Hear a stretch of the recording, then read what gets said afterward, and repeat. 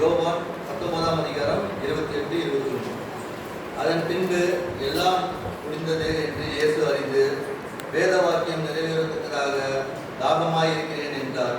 இது ஈசோப்பு தண்டில் மாட்டி அவர் வாயின் எடுத்து நீட்டி கொடுத்தார்கள். வாசிக்கப்படியாக கொடுக்கப்பட்ட வேதவடம் வாசித்தேன்.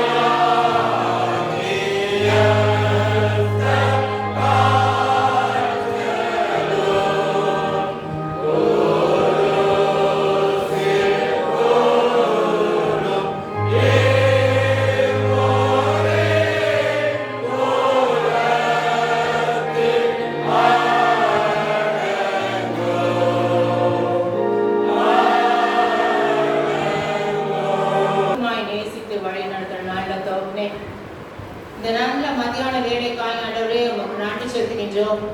கர்த்தாவே கிருபையாய் இந்த 2026ஆம் ஆண்டிலும் இந்த பரிசுத்தமான கர்த்தாவே புனித வெளி ஆராதனையில் நாங்கள் கலந்து கொள்ளும்படி கர்த்தர் எங்களுக்கு பாராட்டின அளவு கடந்த கிருபைக்காய் நன்றியோடு நாங்கள் துதிக்கின்றோம், ஸ்தோத்திரிக்கிறோம் சுவாமி. இப்பொழுதும் கர்த்தாவே இந்த 5ஆம் வார்த்தையை நீர் என்ன காரணத்துக்காக கர்த்தாவே நீர் முன்மொழிந்தீரோ அதை நாங்கள் அறிந்து கொள்ள புரிந்து கொள்ள அதன் அடிப்படையில் எங்களுடைய வாழ்க்கையை இன்னுமாக நாங்கள் சீர்தூக்கி பார்த்து கர்த்தர் எங்களுக்கு கொடுத்திருக்கின்ற அந்த விசுவாச ஓட்டத்திலே இன்னுமாக கர்த்தாவே உம்மை நோக்கி நாங்கள் பயணிக்க கர்த்தாவே இந்த நேரத்தை எங்களுக்கு ஆசீர்வதித்து தந்துட வேண்டுமா? சிலுவையில மொழிந்த அந்த 5ஆம் வார்த்தையை நாம் எடுத்து வைத்துக் கொள்வோம். யோவான் எழுதின சுவிசேஷம் 19ஆம் அதிகாரம் 28ஆம் வசனம். இந்த 5ஆம் வசனத்திற்கு முன்னோடியாக 3 காரியங்கள் அங்கே காணப்படுகின்றது. அந்த வசனம் இப்படியாக ஆரம்பிக்கின்றது. அதன் பின்பு, அதற்கு பின்பாக பார்த்தீங்கன்னா ஒரு கமா, ஒரு பாஸ். எதற்கு பின்பாக?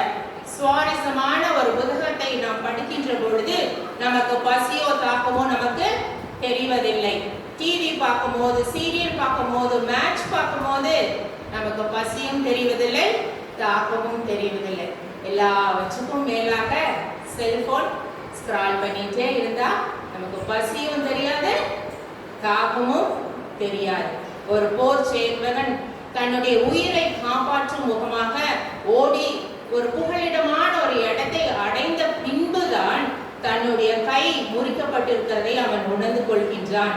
ஒரு தகப்பன் தீயில் இருக்கின்ற தன்னுடைய மகனை காப்பாற்றிய பின்னதான் தன்னுடைய தேகத்திலும் நெருப்பின் பாதிப்புகள் இருப்பதை அவன் உணர்ந்து கொள்கின்றான். வேதத்திலே நாம் வாசிக்கின்றோம், சிம்சோன் ஒரு கழுதையின் பச்சையான அந்த தாடை எலும்பை கொண்டு 1000 பேரை வீழ்த்திய பின்புதான் அந்த பராக்கிரமசாலி சொல்கின்றான், தாகத்தினாலே நான் இந்த அந்நியனிடத்தில் விழ வேண்டுமோ என்று சொல்லி. நம்முடைய ஆண்டவராக இயேசு கிறிஸ்துவும் 40 நாள் வனாந்திரத்திலே இருந்த பொழுது அவருக்கு பசியும் தெரியவில்லை, தாகமும் தெரியவில்லை. ஏனால் அவர் ஆத்தும காரியங்களிலே அவர் ஈடுபட்டிருந்தார், பிதாவோட கூட அவர் சம்பாஷணை பண்ணி கொண்டிருந்தார். எனவே அவருக்கு தாகமும் தெரியவில்லை, அவருக்கு பசியும் தெரியவில்லை. இப்பொழுது ஒரு கொடுமையான ஒரு சூழ்நிலை, கடுமையான ஒரு தாக்கத்தின் நிலைமையிலே அவர் இருக்கின்றார். அந்த நிலைமையிலும் கூட மற்றவர்கள் பற்றிதான காரியத்தை தான் நம்முடைய ஆண்டவராக இயேசு கிறிஸ்து முன்னிலைப்படுத்தி அவர் செயல்படுத்தினார். அதை தான் எனக்கு முன்பாக பேசியவர்கள் உங்களோடு கூட பகிர்ந்து கொண்டார்கள். சத்துருக்கு ஒரு மன்னிப்பு, கள்ளனுக்கு ஒரு பரலோகம், தாய்க்கு ஒரு பராமரிப்பு, மகனுக்கு ஒரு சீடனுக்கு ஒரு அடைக்கலம். ஆனால் அதற்கு பின்பாக பார்த்தீங்கன்னா 3 மணி நேரம் ஒரு அந்தகாரம், இருள், கைவிடப்பட்ட ஒரு சூழ்நிலை. பிதாவின் முகம் அங்கே மறைக்கப்பட்டது. தூதர்களின் உதவியோ மனுஷ உதவியோ அங்கே இல்லை. ஏன்? ஒரே போராட்டம். ஏன் இந்த போராட்டம்? இந்த உலகத்தின் இருக்கின்ற எல்லா மக்களினுடைய மீட்புக்காக, அவர்களுடைய சாபத்துக்காக, அவருடைய பாவத்துக்காக மரணத்தோடு ஒரு போராட்டம். அந்த போராட்டத்திலே ஒரு தெளிவு வந்த பின்புதான் நமது ஆண்டவராகிய இயேசு கிறிஸ்து சொல்கின்றார், நான் தாகமாய் இருக்கிறேன் என்று சொல்லி. இன்றைக்கு நமக்கு ஒரு கஷ்டமான ஒரு சூழ்நிலை வந்தா, மற்றவர்கள் பற்றினான காரியம், மற்றவர்கள் பற்றினான சிந்தனை, மற்றவர்கள் மேல் ஒரு கரிசனை நமக்கு இருக்குமா? நல்ல சூழ்நிலையிலே நம்ம என்ன பண்ண மாட்டோம், மற்றவங்களை பத்தி நினைக்க மாட்டோம். ஆனால் நம்முடைய ஆண்டவராகிய இயேசு கிறிஸ்து அந்த சூழ்நிலையிலும் மற்றவற்றை எனக்கு தெரியாது, ஆனால் உங்களுக்கு அது தெரியும். மேபி அது என்னுடைய நற்குணங்களாக இருக்கக்கூடும். ஆனால் 4வது ஒரு பகுதி உண்டு, அது உங்களுக்கும் தெரியாது, எனக்கும் தெரியாது. அது தேவன் மாத்திரம்தான் அறிவார். அது என்னன்னு பார்த்தீங்கன்னா, அதான் நம்முடைய ஜென்ம சுவாபம். இந்த ஜென்ம சுவாபத்திலே நித்தம் நித்தம் நித்தம் நமக்கு ஃபெயிலியர் தான், தோல்விதான். என்றைக்கு நாம் அதை உணர்ந்து கொள்கின்றோமோ, என்றைக்கு நாம் அதை திருத்தம் செய்து கொள்கின்றோமோ, அப்பொழுதுதான் ஆண்டவராக இயேசு கிறிஸ்துவின் தாகத்தை தீர்க்கின்ற பிள்ளைகளாக நீங்களும் நானும் இருக்க முடியும். அந்த முதல் மனிதன் ஆதாம் இழந்து போனானே, அந்த கொடை, அந்த ரட்சிப்பு, அந்த நித்திய ஜீவன், அதை சுதந்திரித்து முடிந்தாயிற்று என்று அறிந்த பின்புதான் ஆண்டவராகிய இயேசு கிறிஸ்து சொல்கின்றார், நான் தாகமாய் இருக்கிறேன் என்று சொல்லி. 3வதாக பார்த்தீங்கன்னா அந்த வசனம் என்ன சொல்கிறது? வேத வாக்கியங்கள் நிறைவேறத்தக்கதாக. பாடுபடுகிற சூழ்நிலையிலும் வேத வாக்கியங்கள் நிறைவேறப்பட வேண்டும் என்ற ஒரு ஆவல். நாவு மேல் வாயோட கூட ஒட்டி கொண்டது. கசப்பு கடந்த ஒரு காடியை அவருக்கு குடிக்க கொடுத்தார்கள். இந்த தீர்க்க தரிசன வார்த்தைகள் எல்லாம் நிறைவேற்றப்பட வேண்டுமே என்று சொல்லி அந்த பாடுபடுகின்ற அந்த கடைசி நிமிடங்களில் கூட அவர் வேத வாக்கியங்களுக்கு முக்கியத்துவம் கொடுத்தார். இன்றைக்கு உங்களுடைய நிலைமையும் என்ன நிலைமையும் எப்படி காணப்படுகின்றது? பாடுகள் வந்துவிட்டால் ஒன்று நாம் அவரை விட்டு தூர கடந்து போகிறோம், இல்லைவிட்டால் அவரை இறுக்கமாக பிடித்து விட்டு, ஆண்டவரே நீ எப்படியோ அவர் புதை செய்யும், எப்படியோ ஒரு அடையாளத்தை எனக்கு தாரு, எப்படியோ இதுலேருந்து எனக்கு ஒரு விடுதலை நீ தாரு. We are all after miracles, but we are not after blessings. வேத வசனம் தான் அவருடைய போஜனமாக காணப்பட்டது. நான் தனிக்கிறேன், பிதா எப்பொழுதும் என்னோட கூட இருக்கின்றார் என்று இப்பொழுதும் வேத வாக்கியங்களுக்கு அவர் அங்கே முக்கியத்துவம் கொடுத்தார். கொட்டுகின்ற மழையும் பொங்கி வருகின்ற ஊற்றுகளும் புரண்டோடும் ஆடுகளும் எல்லாம் யாருடையவைகள்? அவருடையவைகள். வனாந்திரத்திலே ஆகாரின் மகனின் தாகத்தை தீர்த்தவர். வனாந்திரத்திலே இஸ்ரவேல் ஜனங்களின் தாகத்தை திருப்தி ஆக்கியவர். சாதாரண தண்ணீரை திராட்சரசமா மாற்றியவர். இப்பொழுது சொல்கின்றார், தாகமா இருக்கிறேன் என்றார். இந்த அவமான போராட்டம் பாடு. ஏன்? அவருடைய சரீரம் முழுமையாக அங்கே நொறுக்கப்பட்டது. அவருடைய சரீரம் முழுமையாக அங்கே விற்கப்பட்டது. எதற்காக? நீங்களும் நானும் மீட்பு அடைய வேண்டும் என்பதற்காக. அப்போ அந்த சரீர தாகத்துக்கு பின்பாக அங்கே ஒரு ஆத்ம தாகம் முன்னோடியாக காணப்படுகின்றது. ஒரு போர் சேவகன் ஒரு காடியை கொண்டு அவருடைய சரீர தாகத்தை நிறைவு செய்திருக்கலாம். ஆனால் இந்த ஆத்ம தாகத்துக்கு நாம் என்ன செய்ய போகின்றோம்? எப்படி அவருடைய தாகத்தை நாம் தீர்க்க போகின்றோம்? சீகாரி என்ற அந்த கிராமத்துக்கு அருகாமையிலே வந்த பொழுது தாகமுடையவராகத்தான் அவர் இருக்கின்றார். அதற்கு நம்மளுடைய பதில் என்ன? அதற்கு பதிலை சொல்லிவிட்டு ஆண்டவருடைய சமூகத்தில் இருந்து நாம் கடந்து செல்ல கடமைப்பட்டிருக்கின்றோம். முதலாவது பார்த்தோம், அதற்கு பின்பு எதற்கு பின்பு ரட்சணியனுடைய அனைத்து வேலைகளும் முடித்த பின்புதான் அவருக்கு தாகம் என்ற அந்த உணர்வு ஏற்பட்டது. இரண்டாவது பார்த்தோம், தன்னுடைய ஆண்டவராக இயேசு கிறிஸ்து நம்ம எல்லாருக்குமே நம்மிடமே ஒரு எதிர்பார்ப்பை வைத்திருக்கின்றார். அந்த எதிர்பார்ப்பை நான் அறிந்து அவருடைய தாகத்தை தீர்க்கின்ற பிள்ளைகளாக நாம் இருக்க வேண்டும். மூன்றாவதாக வேத வாக்கியங்களின்படி நாம் எப்பொழுதும் நடக்க வேண்டும். வேத வாக்கியங்களுக்காக நாம் வைராக்கியம் பாராட்ட வேண்டும். அதன்படி நம்முடைய செயல்பாடுகள் காணப்பட வேண்டும். நான்காவதாக ஆத்தும ஆதாய பணியிலே நம்மளுடைய பங்களிப்பு இருக்க வேண்டும். இந்த நான்கையும் நாம் செய்திருக்கோமா என்று நாம் இந்த நேரத்தில் நாம் சீர்தூக்கி பார்த்து கொள்வோம். அவருடைய தாகத்திற்கு என்ன பதிலை நாம் சொல்ல முடியும்? அவருடைய சமூகத்திலே நம்மை தாண்டி நாம் ஒப்படைப்போம். ஜெபிப்போம்.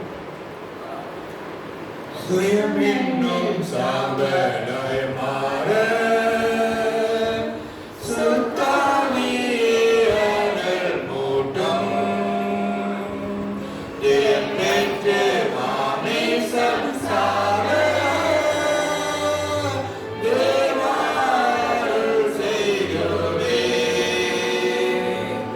தேம்பெற்று மாமே சம்சார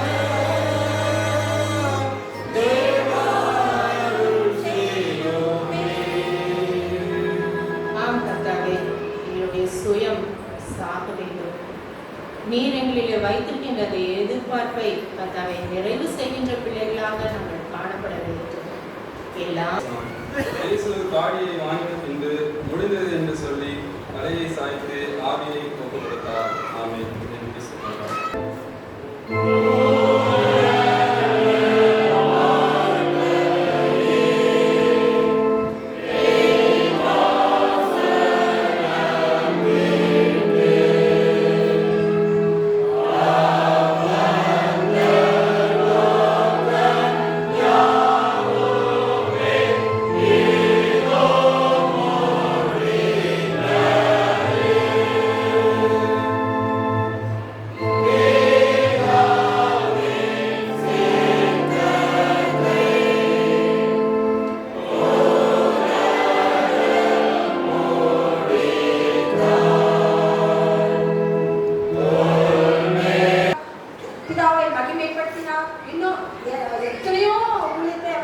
செஞ்சுட்டே இருந்தார்.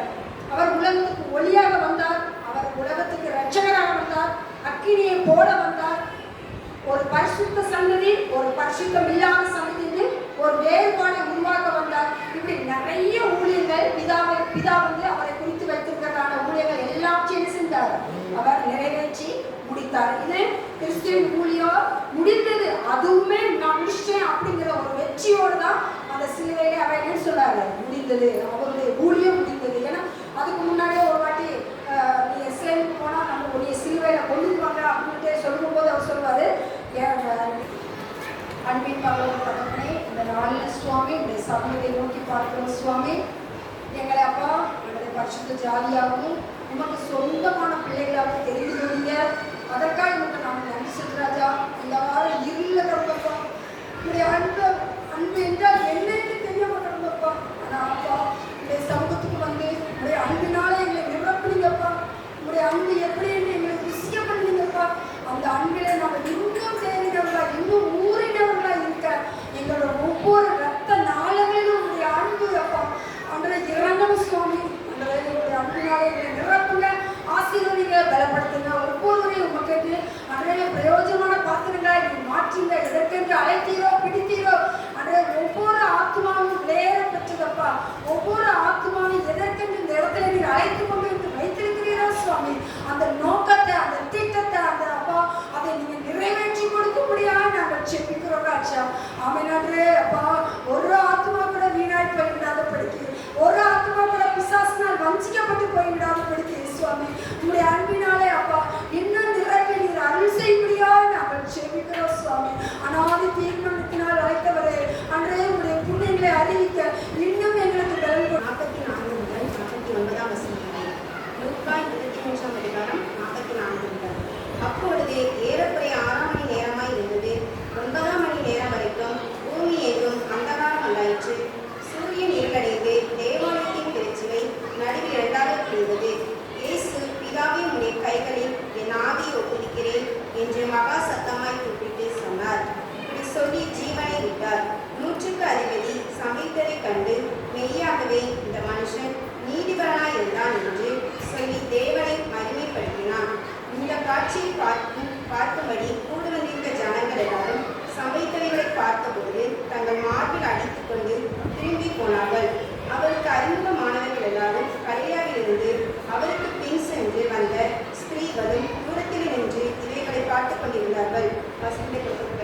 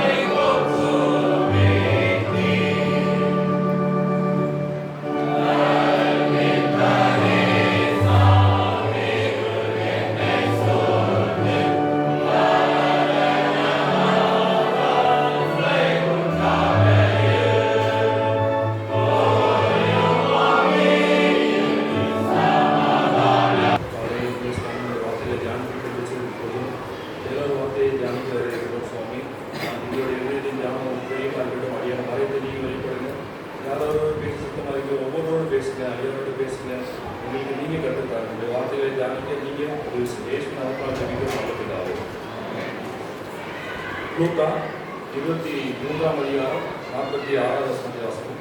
இயேசு, பிதாவே, உம்முடைய கைகளில் என் ஆவியை ஒப்புவிக்கிறேன் என்று மகா சத்தமாய் கூப்பிட்டு சொன்னார். இப்படி சொல்லி ஜீவனை விட்டார். வசன தாமிக்கு முன்னாடி ஒரு சின்ன டேட்டா உங்களுக்கு கொடுக்குறாங்க. எனக்கு முன்னாடி மொத்தம் 6 பேர் பேசியிருக்காங்க. இதே குறைந்த நேரம் பேசுகிறது பார்த்தீங்க அப்படின்னா 13 நிமிடங்கள், 12 அல்லது 13 நிமிடங்கள் பேசியிருக்காங்க. குறைந்த நேரம் பேசினவங்கள்ட்ட ஒரு கைத்தறி கொடுக்கலாமா? Please clap your hands. Thanks. அதே மாதிரி அதிக நேரம் மேக்ஸிமம் டைம் பேசினவங்க பார்த்தீங்கன்னா 27 நிமிடங்கள். ஸோ அதிக நேரம் பேசினவங்களுக்காக ஒரு கைத்தறி கொடுத்துருவாமா? இப்போ எதுக்கு வந்து குறைந்த நேரம் அதிக நேரம் சொல்லியிருக்காங்க? கொஞ்ச நேரம் கழிச்சு என்ன பண்ணுவோம்? எனக்கு கைத்தட்டுன்னு சொல்லிட்டாரு. ஸோ இப்போ காலையிலேருந்து அதோடைய வசனத்தை நம்ம என்ன பண்ணிட்டு இருக்கோம்? கேட்டுட்டு அப்பாடா முடிந்தது அப்படின்னு சொல்லிடுறீங்க. அப்பாடா உட்காந்துருக்கு என்ன பண்ணிட்டேன்? நான் இன்னும் முடியலை அப்படின்னு சொல்லிட்டு என்ன வசனம் பேச போகிறோம்? 7வது வசனத்தை பேசுகிறோம். இதெல்லாம் எதுக்காக நம்ம சொல்கிறோம்? நீங்கள் எல்லாம் என்ன பண்ணணும்? நல்லா ஆக்டிவாக கொஞ்சம் லிசன் பண்ணணும் அப்படிங்கிறதெல்லாம் சின்ன இன்ட்ரோடக்ஷன்.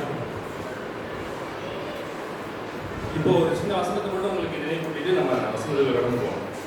இயேசு மகாராஜா அந்த சீசர்களை வந்து சொன்னாங்க, என்ன வசனம்? 1 மணி நேரமாவது சொல்லுங்க. 1 மணி நேரமாவது நம்ம என்ன பண்ணணும்? முதலாவது 1 மணி நேரம் எல்லாம் விழிப்பா உற்சாகம். 2வது 1 மணி நேரமும் எல்லாம் விழிப்பா உற்சாகம். ஆனால் 3வது மணி நேரம் வந்துருச்சு. அவர்கள் அப்படியாக நித்திரையாக இருக்கிறார்கள் அப்படின்ட்டு ஒரு வசனம் தெரியும். யாரும் என்ன பண்ணிடக்கூடாது? அப்படி நித்திரையாக இல்லாமல் கொஞ்சம் ஆக்டிவாக லிசன் பண்ணிங்க அப்படின்னா குறைந்த மணி நேரம் இல்லாமல் அதிக நிமிடம் இல்லாமல் ஒரு நடுப்பதத்தில் நான் பேச முடிக்கலாம்னு ஆசையோடு இருக்கேன். பக்கத்தில் யாராவது தூங்கினாங்கன்னா சொல்லிடுங்க. ஏன்னா நான் தூங்குறவங்ககிட்ட தான் கேள்வி கேட்கலாம் அப்படின்ட்டு. யாராவது தூங்கினாங்கன்னா என்ன பண்ணிடுறேன்?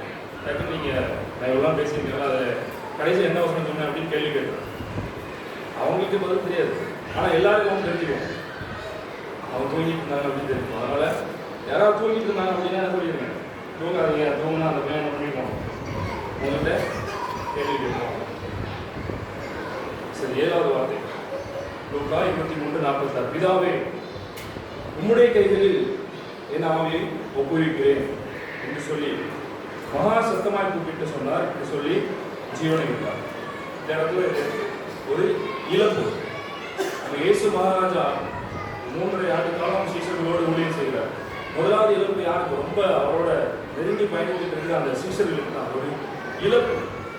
இயேசு மகாராஜா உயிரோடு இல்லை, ஜீவனை விட்டுட்டு பரவத்துக்கு போகல. இப்போ கூடயே நடந்துட்டு இருந்த அந்த சீஷர்களுக்கு ஒரு இழப்புனா எல்லாருக்கும் ரொம்ப சந்தோஷமா இருக்குமா?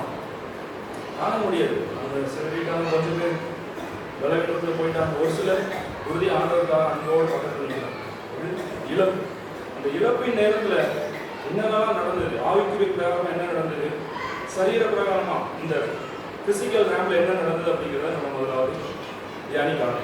அதுக்கப்புறம் போகும்போது ஒவ்வொரு படிநிலைகள்ல நம்ம கொண்டு முதல்ல ஆண்டவராக இயேசு மாறின ஜீவனை ஒப்பு கொடுத்து மறுத்துட்டார். சிலுவையில் அவருடைய சடலம் கொடுத்தார், அவருடைய ஆவி எங்கே போயிடும். அதாவது இசைக்கிற 15 வருடத்தை கொடுத்தவர் நமக்கு 10 வருடம் கொடுக்க மாட்டாரா? கட்டாயம் கொடுப்பார். நம்ம யாரும் அந்த நிலைமையில் இல்லை. இருந்தாலும் அதற்கான நாட்கள் வரும்போது இல்லை நமக்கு தெரிந்தவர்கள் இருந்தால் இதே போல ஜபிக்க சொல்லி கொடுக்கும்போது ஆண்டவர் சித்தமானால் ஒரு பூர்ண சுகத்தோடு நிதானமாய் பூமியிலே வாழ்ந்து அவருடைய ஓட்டத்தை பிடிக்க ஏறுவார். அடுத்தது ஒரே ஒரு வேதனையை மட்டும் நாம் தியானிக்க இருக்கிறோம். இந்த வேதனை எப்படிப்பட்டது, அதற்கு யார் இயேசுமாறு அந்த வேதனை கொடுத்தது, அதனால அவங்க என்ன பெற்றுக்கொண்டார்கள், வேதனைக்கு என்ன பரிசு பெற்றுக்கொண்டார்கள் அப்படிங்கிறத பார்த்துட்டு ஒரு கேள்வி கடைசியாக நம்ம பேசி முடிச்சோம். யோவான் 19ஆம் அதிகாரம் 34ஆம் வசனத்தை மாத்திரம் வாசிக்கிறோம்.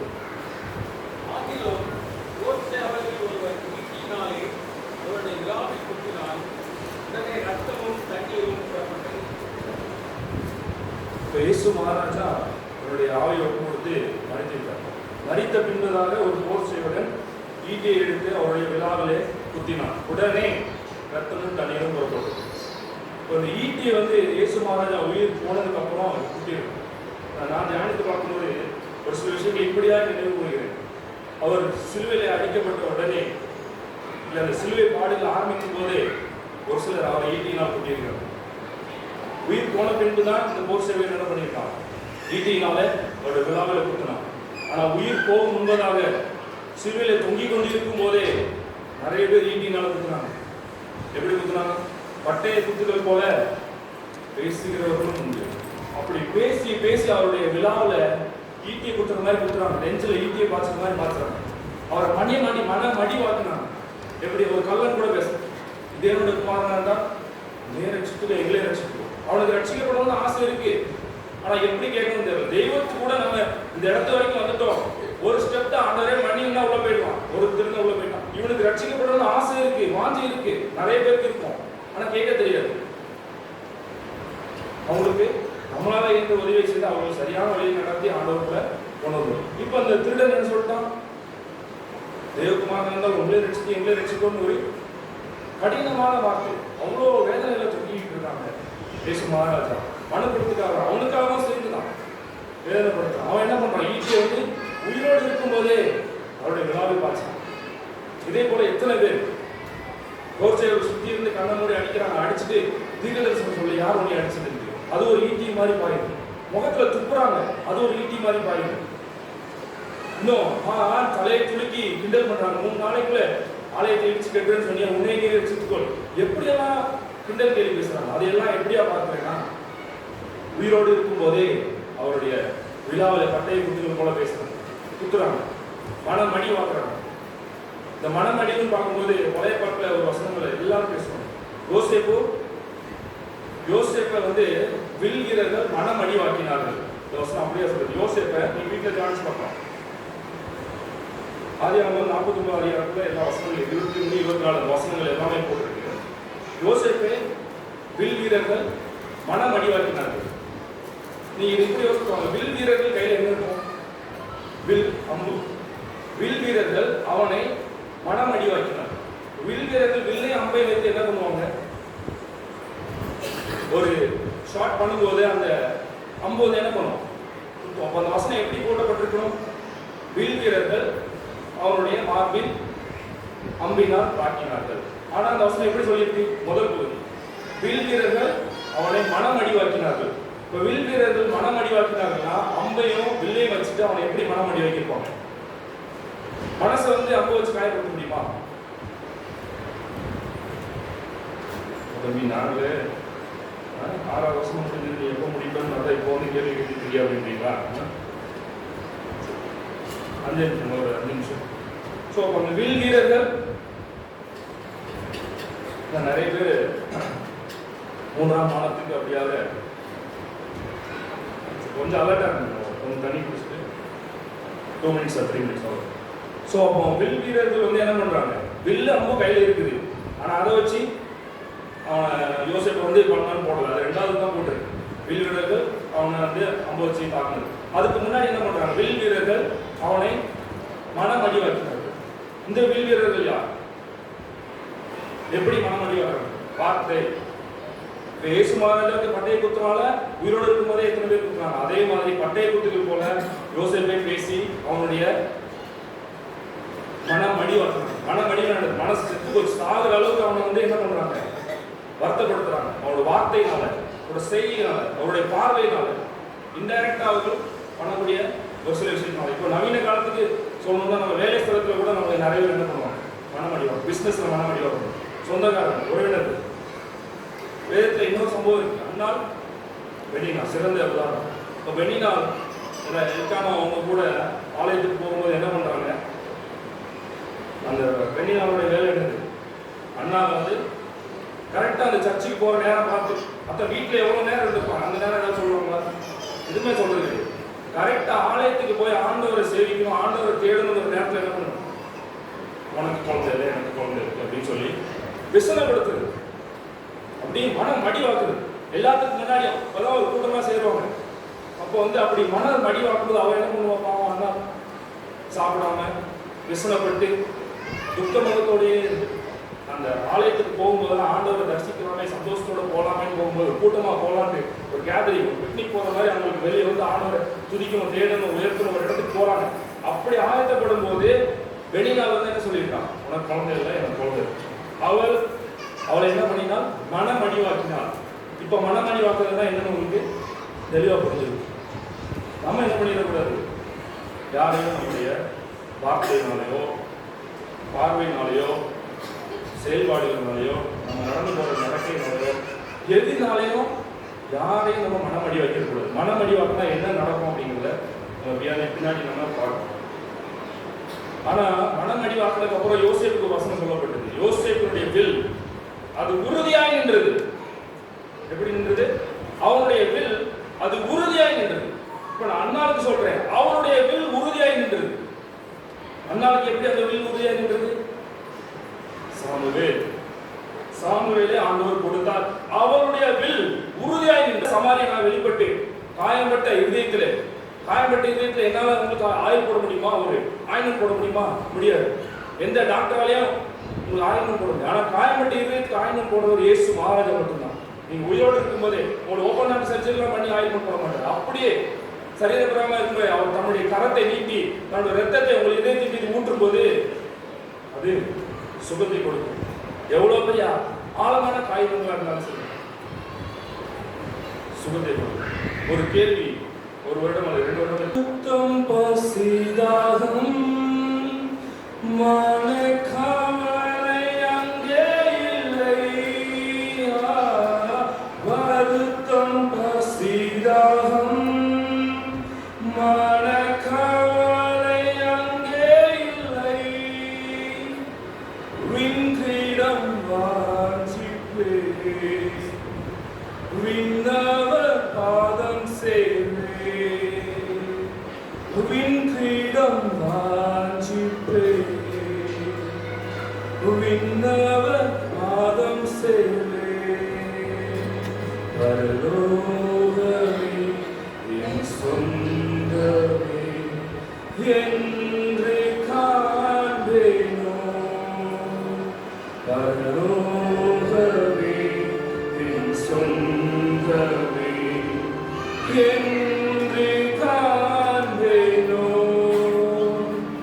என் இன்ப இயேசுவை நான் என்று காண்பேனோ,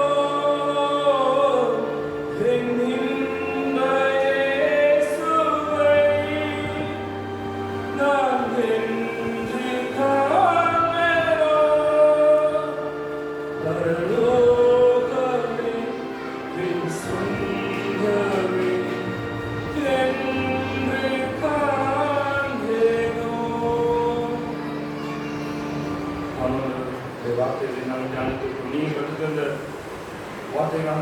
செலுத்துகிறோம் சுவாமி. இந்த நேரத்தில் காயப்பட்ட இருந்தீங்களை, காயப்பட்ட ஆத்மாக்கள் நீங்கள் காயப்பட்டீங்க சுவாமி. உறவுகளிலிருந்து யார் காயப்பட்டு ஒவ்வொருத்தருடைய காயங்களையும் நல்ல சமாளினா நீங்கள் வெளிப்பட்டு காயங்களை ஆற்றுங்க சுவாமி. நாங்கள் யாரை மனமடிவாக்கினாலும் எங்களை காத்துக்கொள்ளுங்கப்பா. எங்களை யார் மனமடிவாக்கினாலும் நீங்கள் காயங்களை ஆட்சி எங்களை வெளியே கொண்டு வாங்க. யோசிப்புடைய வில் உறுதியாக இருக்கிறது போல எங்களுடைய வில் உறுதியாக இருக்கட்டும்.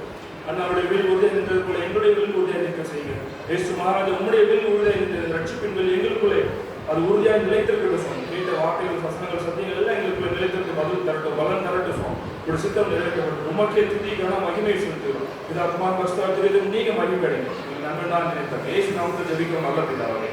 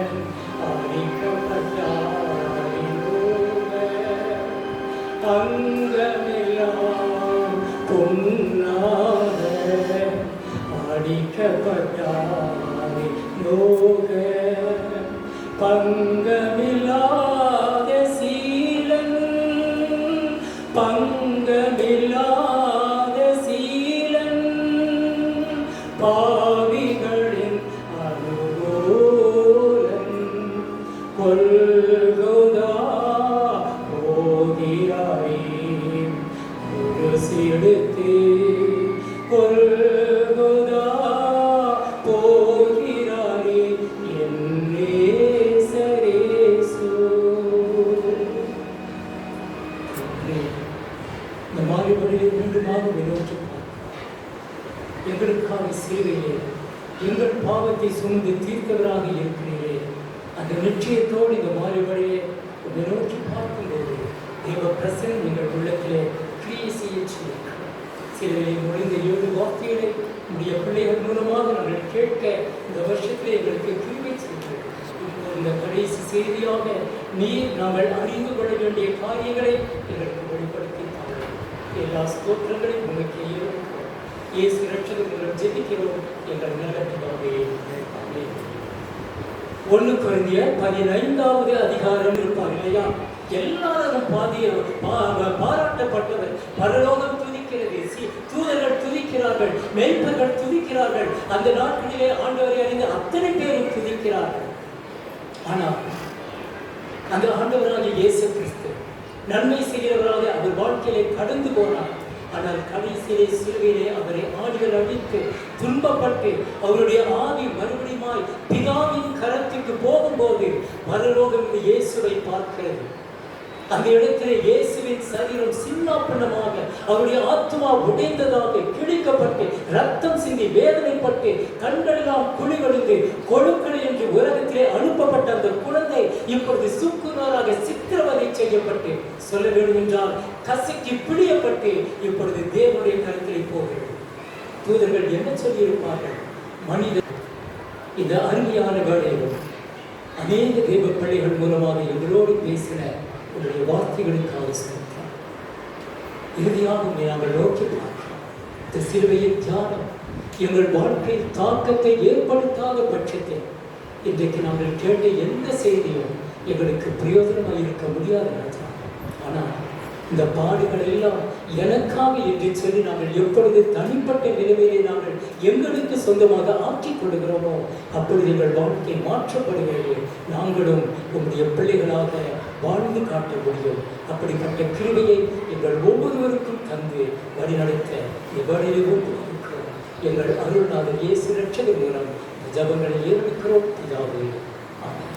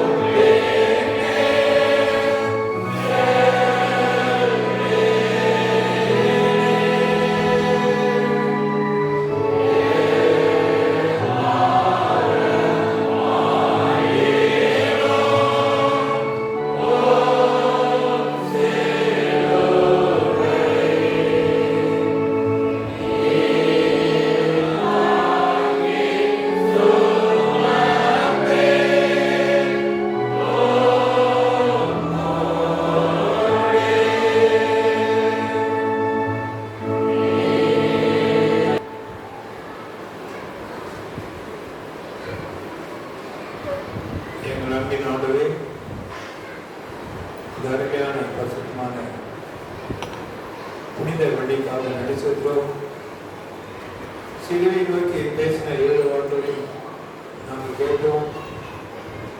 சிலுவிலிருந்து நீர் பொழிந்த 7 வார்த்தைகளை நாங்கள் தியானிக்கிறோம். சிலுவை பற்றி அல்லாமல் வேறு எதை குறித்து நாங்கள் மேன்மேல் வாழ்ந்துவிட்டோம். சிலுவை பற்றி உபதேசம் ரட்சிப்பை கொடுப்பதற்காக நாங்கள் நன்றி சொல்கிறோம். பரிசுத்தமான புனித வழிக்காக நான் காத்திருந்தோம். சிறப்பான புனித வழியை நீர் ஆக்கி வைத்து நன்றி சொல்கிறோம். அன்பர்கள், இறைசெய்தி கொடுத்தவர்கள், வேத வாசித்தவர்கள், தங்கள் காணிக்கைகளை குறிப்பாக ஆலய காணிக்கை, முன்னில் காணிக்கை, குடியரசு காணிக்கை, சந்தா காணிக்கப்படுத்த அனைத்து குடும்பத்த மக்களும் நன்றி சொல்கிறோம். சிறப்பான ஆலயாளர்களே தங்களுடைய புக்கள் மூலமாக திருத்த மக்களை உற்சாகப்படுத்தின குடும்பத்தாருக்காக நான் நன்றி சொல்கிறோம். இது அவர்களையும் ஆசீர்வதிக்க விரும்புகிறோம். தொடர்ந்து இவ்வளவாக சொல்லி அறிந்த உங்களுடைய திருச்சரியத்தை எடுத்து யாரும் வைக்கப்பட்டிருந்தால் ஒரு கல்லூரி வைத்திருக்கிறோம். அரசு முத்திரை போடப்பட்ட கல்லுகள் மூடப்பட்டிருக்குது. அடக்க யாராலும் முடியாது. ஒரு 2 நாட்களாக காத்திருக்கிறோம். மீண்டும் வந்து கல்லறையை நாம் பார்த்திருக்கிறோம். இந்த கல்லறையானது திறக்கப்பட்டதாக அவர் இங்கே இல்லை. நாம் சொன்ன வீட்டில் அந்த உன்னதமான அனுபவத்தை உணர்ந்து விடத்தக்கதாக எங்களை நீ பக்குவப்படுத்தும், பரிசுத்தப்படுத்தும், ஆயத்தப்படுத்தும். அந்த இருக்கிற அனைவரையும் ஆக்குவதையும் நீ இயேசு கிறிஸ்து மூலமாய் வேண்டிக் கொள்வோம். நம்முடைய கடமைக்குள்ளாக சபையாக இருந்திருப்போம்.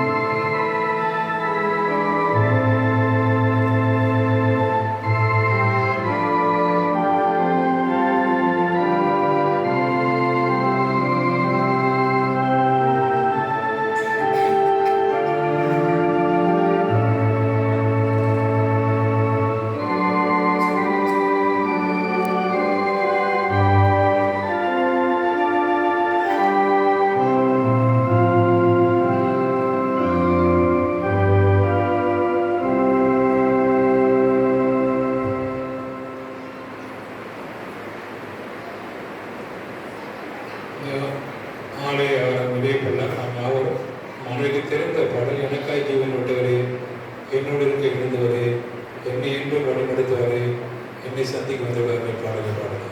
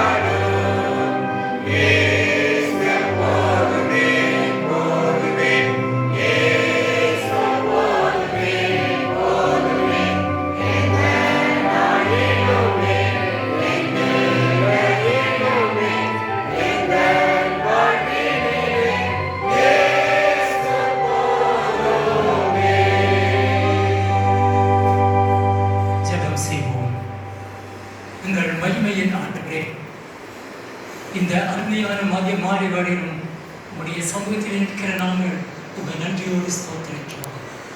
எங்களுக்காக அனுப்பப்பட்ட தேவகுமாரன் இயேசு கிறிஸ்துவை நாங்கள் சிந்திக்கும் போதெல்லாம், அவருடைய அன்பை தியானிக்கும் போதெல்லாம், அவருடைய மரணத்தை நாங்கள் சிந்திக்கும் போதெல்லாம், ஆண்டவரே எங்கள் உள்ளம் எவ்வளவாய் பொங்குகிறது ராஜா. இந்த பாதிக்காகவா என் தகப்பன் ஆண்டவராகிய இயேசு கிறிஸ்து இந்த பாடுகள் அடைந்தார்? என்னை மீட்கவா, என்னை உம்மோடு கூட சேர்த்து கொள்ளத்தானா இயேசு கிறிஸ்து இந்த வேதனைகளை சகித்தார் என்று சொல்லி தியானிக்கும் போது, ஆண்டவரே நாங்கள் தகுதியற்றவர்களாக இருந்தாலும் உம்முடைய சிலுவையினாலும் அவருடைய வெளியேறம் பெற்ற மரணத்தினாலும் எங்களை உடைய பிள்ளைகளாக ஆக்கிக் கொண்டு பரலோகத்தை திறந்து வைத்து வருத்தப்பட்டு பாரம் சுமக்கிறவர்களே, நீங்கள் எல்லாரும் என்னை வாருங்கள், நான் உங்களுக்கு இளைப்பாறுதல் தருவேன் என்று இன்றைக்கும் எங்களை அழைத்துக் கொண்டிருக்கிறீரே. அந்த சிலுவையிலே பிறந்த அந்த அன்பு நாங்கள் எங்கள் வாழ்க்கையிலே அனுதினமும் சொந்தமாக்கி கொண்டு அதை நாங்கள் அபியாசம் செய்து சிலுவையில் மரித்த ஆண்டவராகிய இயேசு கிறிஸ்து எங்களுக்காக இரத்தத்தை சிந்தினதை உணர்ந்து அவருக்கென்றே நாங்கள் வாழ்வோம் என்ற தீர்மானத்தோடு நாங்கள் செயல்பட கிருபை தாரும். இப்போது நாங்கள் கடந்து போகிறோம், எங்களோடு வாரும். மீண்டுமாக உடைய சமூகத்திலே வந்து எங்கள் ஆண்டவருடைய முகத்தை நாங்கள் தரிசிக்கும் வரைக்கும் அவருடைய பிரசனமும் அவருடைய கிருபையும் எங்களை வழிநடத்தி காப்பாராக. இதுவரைக்கும் இந்த ஆராதனையில் எங்களோடு இருந்தவுடைய தயவுக்காக ஸ்தோத்திரம். ஆராதனையில் பங்கு பெற்ற அத்தனை பிள்ளைகளையும் கர்த்தர் ஆசீர்வதியும். எங்கள் மீட்பரும் இரட்சகருமாகிய இயேசு கிறிஸ்துவின் மூலம் இந்த ஜெபங்களை நன்றியோடு ஏறெடுக்கிறோம் பரமபிதாவே. ஆமென். கர்த்தர் உங்களோடு இருப்பாராக.